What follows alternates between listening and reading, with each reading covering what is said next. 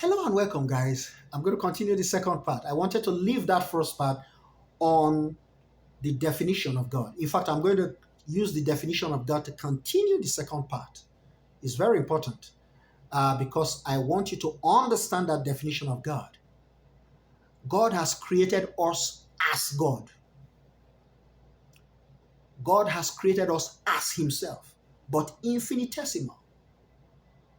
We are much smaller in power, much smaller in size, but identical in being. We are one with God. We are the same as God, but we are not as capable as He is. We are much tinier. We are much smaller entities and smaller powers, but the same being. So Philippians 4:13, St. Paul would declare, I can do all things through Christ who empowers me. The power of God has come upon me. Philippians 4:13. I can do all things. St. Paul did not declare something that he cannot do, realizing the overall power. I can do all things through Christ, the Son of God, who empowers me. See that? Philippians 4:13. These are real. Jesus Christ confirms.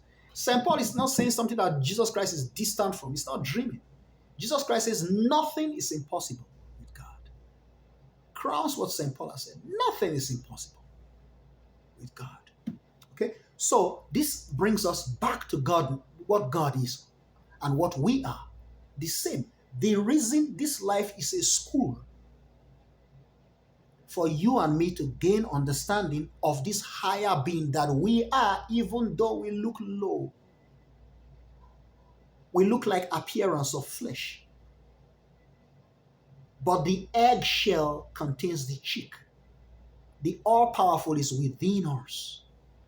But it's covered by this total opposite. Not powerful at all, the flesh. It breaks down, breaks away like the eggshell. But then it releases the chicken. Somebody say, when we die, that means when we die, we release God. Exactly. We are God. But we have been encased in a very feeble, weak form. So the objective, the reason why we are here in this world is not to let ourselves be blinded by this feeble weakness that shrouds our godhood. Okay? It's not to let ourselves be covered by the flesh and then let our concentration on the flesh blind us from seeing the indweller. That's what Patanjali Yoga Sutra calls it. Almighty God resides in us, blocked, covered by our flesh, our human appearance.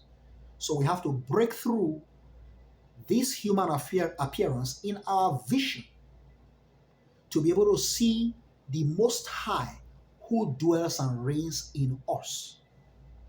And then gradually as we develop in practice, we're able to put aside this lousy human obstacle. And then we are not blocked by the human obstacle, by the flesh. So we can see our correct existence. You see that? That should be able to carry you through that. I'm just going to leave the rest to your contemplation because you've already got it. I've carried you across the stream already. I'll start this by defining God one more time, as Patanjali gives us in the Yoga Sutras. God is a special, universal indweller, unaffected by pain and suffering, actions and their consequences, or boundless desires and lust. 25. In Almighty God, that special power of transcendental knowledge, which in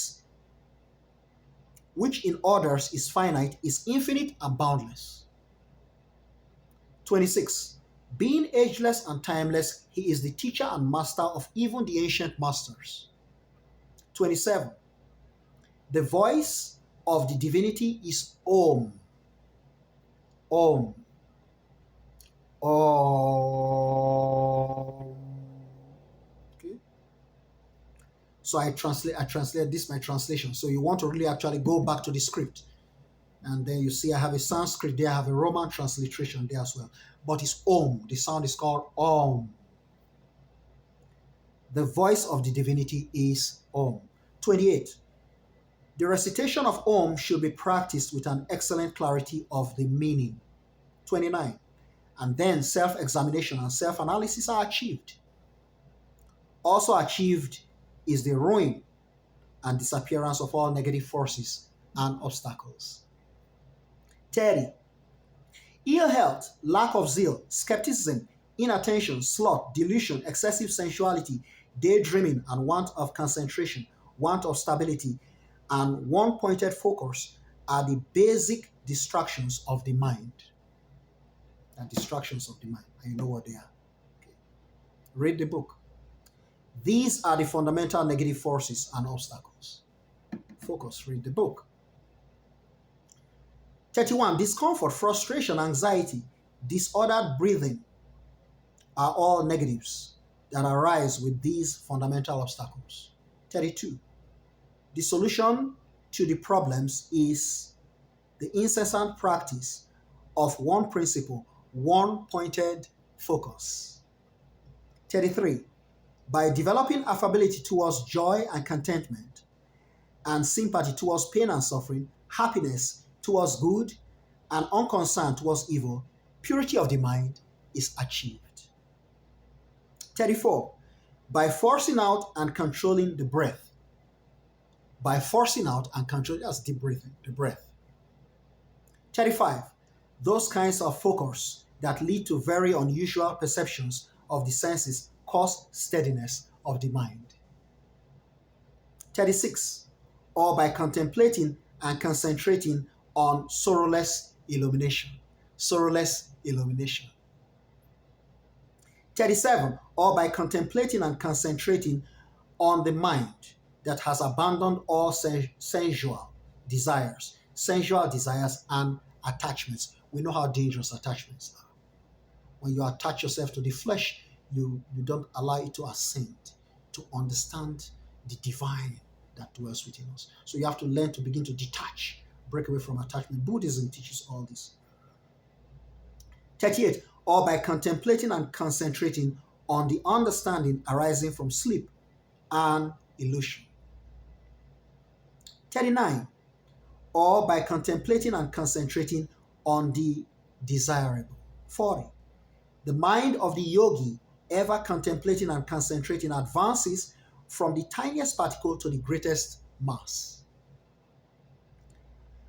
When the anxieties, discomforts, and flickering nature of the mind are calmed down and kept under control, the mind becomes like a pure crystal.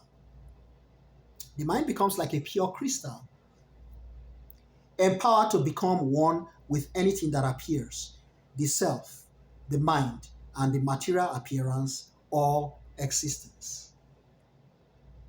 There is the argumentative case in which arises the confusion of intermixing the name of a material thing, its correct interpretation and understanding or wisdom. And there is the non-argumentative case, also known as without thinking. That's a golden word. I want you to highlight without thinking. Later on, we're going on. All I'm just doing is running through, as you can see. But later on, we'll have enough time to come and sit on them, contemplate on them, and digest them. Highlight without thinking.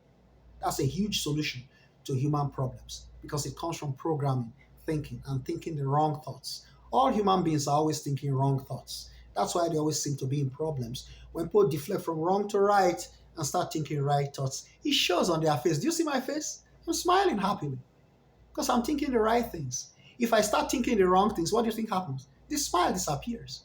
Anytime you see a smile on my face, you know I'm thinking the right things. When you think the right things, you're happy. This life is happy for everybody. You have to think the right things. Once you think the right things, you'll be all smiles like I am. So I'm taking 43. And there is the non-argumentative case and also known as without thinking. Okay, without thinking. Highlight without thinking, I said before. When the memory is pure and only pure, otherwise empty and absolutely empty, leaving a glistening mind like sunshine, as if every material thing is an extension of sunshine. 44. By this process, the contemplative and the ultra contemplative, having the complex and complicated as material things, are also explained. 45. The world of the complex and complicated ends with pure, formless, shapeless, and structureless matter. 46. These constitute reflections and meditations with seed, objects, material things, etc. 47. Achieving purity of the meditation without thinking.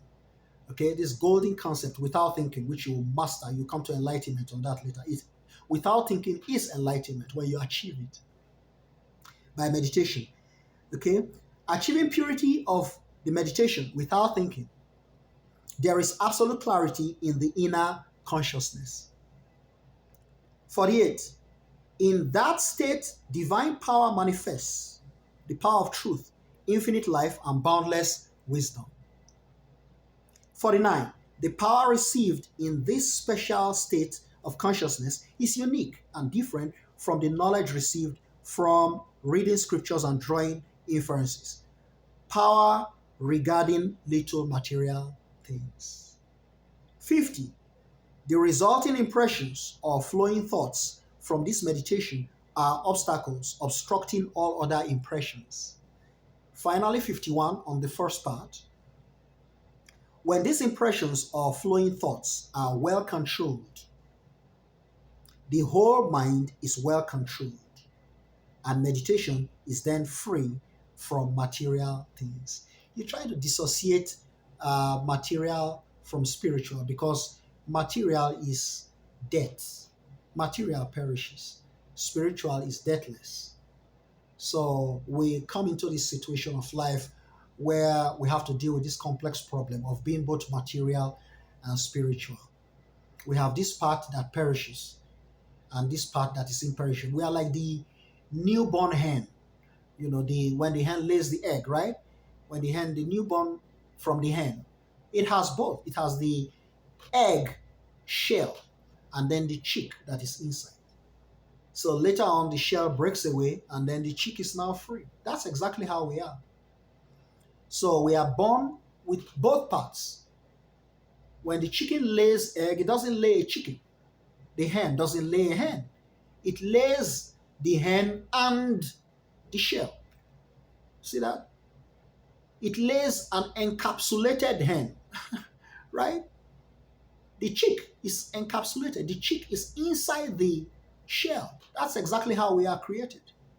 We are created with a shell that disintegrates, that breaks away with time, and then with our actual being, our real being. So this life becomes a school where we now begin to focus on this reality.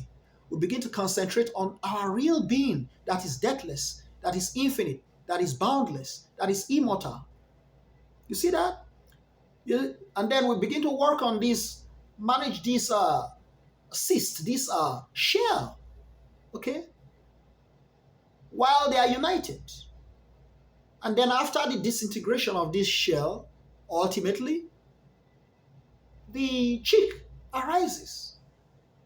The soul, the spirit arises. Your actual entity is now established forever. Okay? So simple philosophy, and I know you've understood it. Straightforward. It's clear. It's simple English. Very clear and easy to understand. Okay? So that's what Patanjali is describing in part 1 of the Yoga Sutras. We'll come back on part 2. Cheers and happy meditating.